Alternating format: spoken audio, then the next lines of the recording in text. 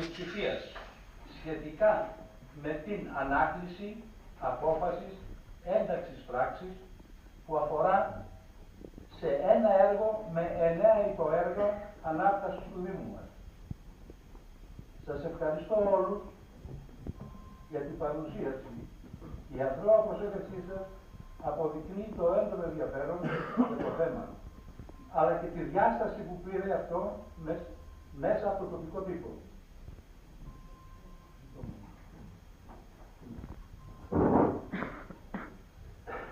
Ξεκινώντας την πρότασή μου, θα ήθελα να σας επισημάνω τα εξής.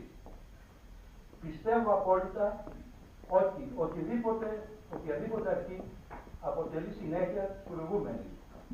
Δεν αμφισβητείται από κανέναν μας η αγνή και άδωρη βούληση της προηγούμενης δημοτικής αρχής και κάθε άλλη πριν από αυτήν για το καλό και την ευημερία της τοπικής μας κοινωνίας.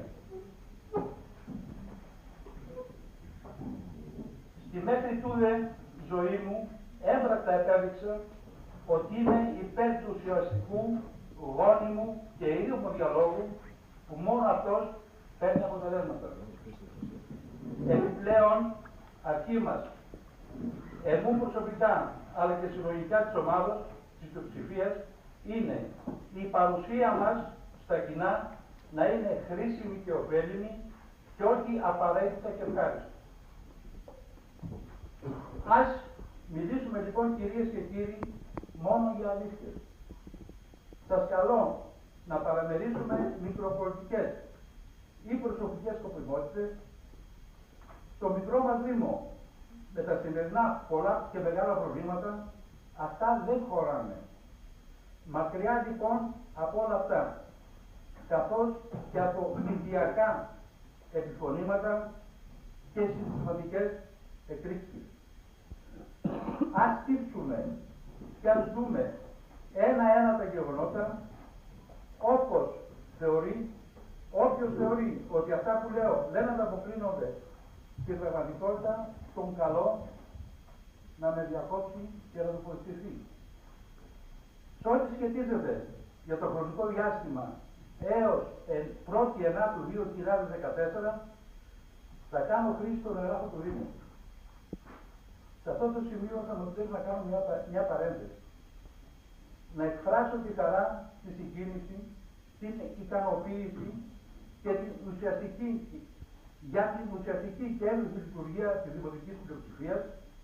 6 μήνες μετά μπορώ να δηλώσω ότι είμαι ευτυχής που είναι κοντά μου και τους ευχαριστώ και όχι μόνο αυτούς.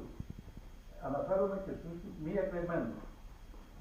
Θα ήθελα να κάνω και 2 δηλώσεις. Η πρώτη είναι ομαδική. Εικονοκλάστες δεν είμαστε. Συνάδελφοι της πλειοψηφίας. Αναφέρομαι για την πλειοψηφία. Και μια προσωπική δήλωση. Δεν είμαι διατεθειμένος να έρθω στη συνεννόηση με κανέναν για να αποσπάσω ευνοϊκή μεταχείριση. Ξεκάθαρα πράγματα. Και αρχίζουμε, αγαπητοί συνάδελφοι, για το όλο θέμα. Η ιστορία αρχίζει από 29 Δευτέρου 2012. Αν τα έργα αυτά, πιστεύω απόλυτα, έως το τέλος του 2013 είχαν τελειώσει,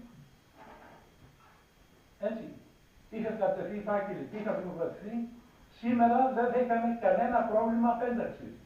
Απέναντίας τα βλέπουμε την κατασκευή των έργων. Άρα υπάρχει μια αργοπορία. Από ό,τι όλοι σας γνωρίζετε, τα οικονομικά της χώρας δεν είναι τόσο ευχάριστα. Στις 14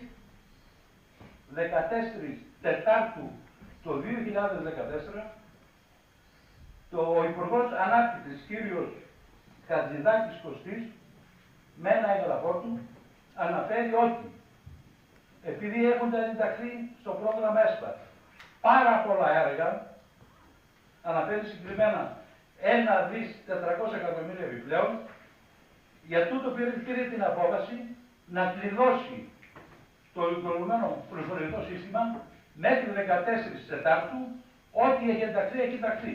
Από εκεί και πέρα δεν εντάσσεται κανένα άλλο έργο. Αυτά είναι ξεκάθαρα. Θα ήθελα να σας επιθυμίσω, αγαπητοί συνάδελφοι της μειοψηφίας, ότι στο ίδιο πρόγραμμα της ΕΕΤΑ με εμάς, με το Δήμο Νηστορείου, ήταν και ο Δήμος Άρχος Οριστικού.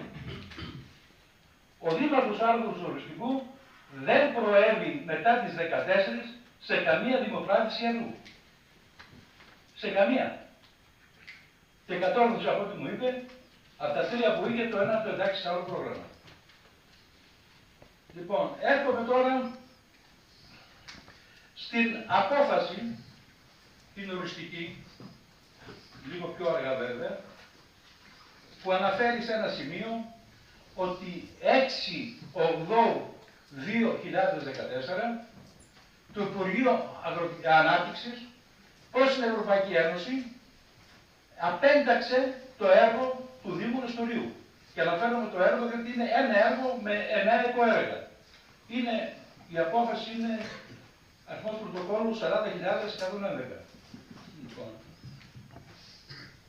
η ημερομηνία παράδοσης από τον απερχόμενο δήμαρχο μου ενεχείρισε και ένα χειρόγραφο σημείο, το οποίο λέει: επειδή δεν είχαμε το γράψει συμφωνητικά 14 Απριλίου, που ήρθε η απόφαση του Υπουργείου Ανάπτυξης για σταμάτημα των έργων, τα έργα έμειναν εκτός και απαγόρευσαν να υπογράψουμε συμβάσεις. Αυτά είναι χειρόγραφο του κ. Δημάρχου. Και κάτι άλλο.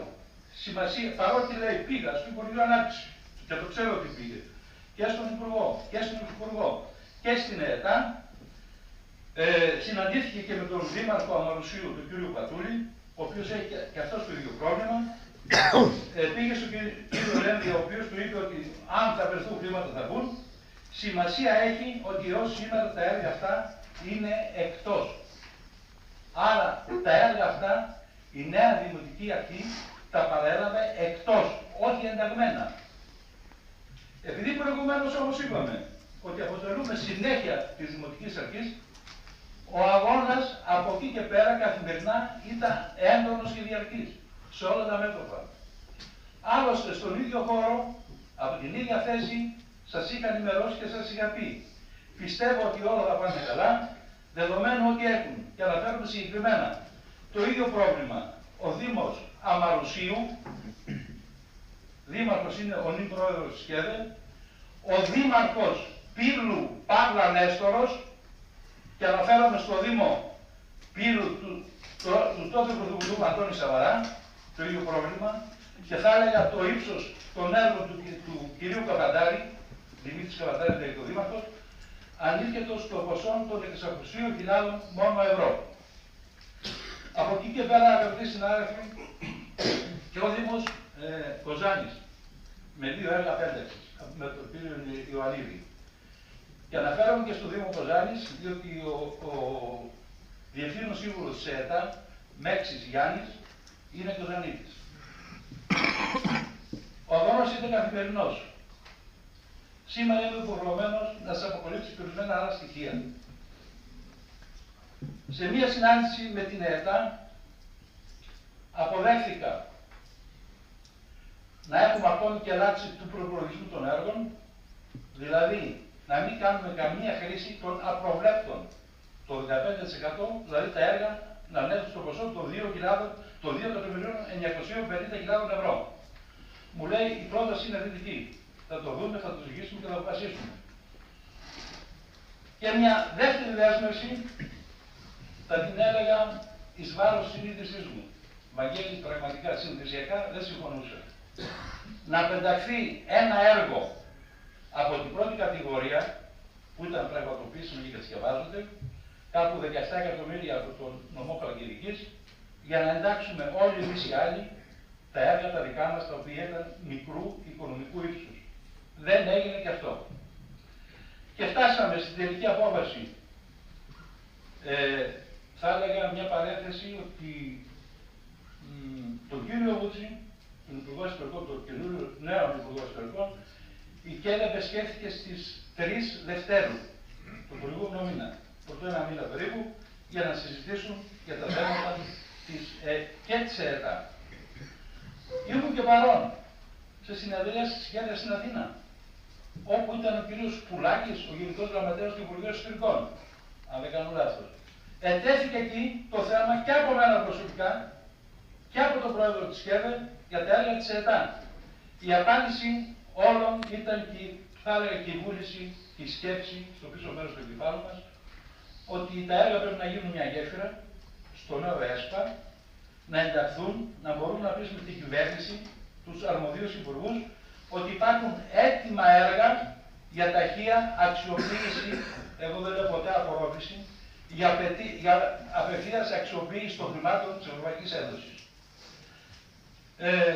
Στείλαμε και έγγραφα, δεν σας κρύβω ότι συναντήθηκα πολλές φορές, τελευταία κύριε Διαμαντόπουλο που είχα πάει και στο Μαξίμου, πήγα και για αυτό το θέμα. Ενεργοποίησα και την τότε κυβερνητική βουλευτή, κυρία Μαρία Αντωνίου, του Βαγγέλη από εδώ και πέρα θα την ενεργοποιήσουμε. Άλλωστε, ο κύριος Διαμαντόπουλος είναι εδώ, μπορεί και να απαντήσει. Όσες φορές βρεθήκαμε, είπαμε αγαπητέ Διαμαντόπουλε, θα πρέπει να κατεβούμε στην Αθήνα να αγωνιστούμε για ορισμένα προβλήματα του Δήμου Νεστορίου. Τον ευχαριστώ βέβαια γιατί είναι και στο Δήμο τα προβλήματα του Δήμου Νεστορίου δεν θέλει.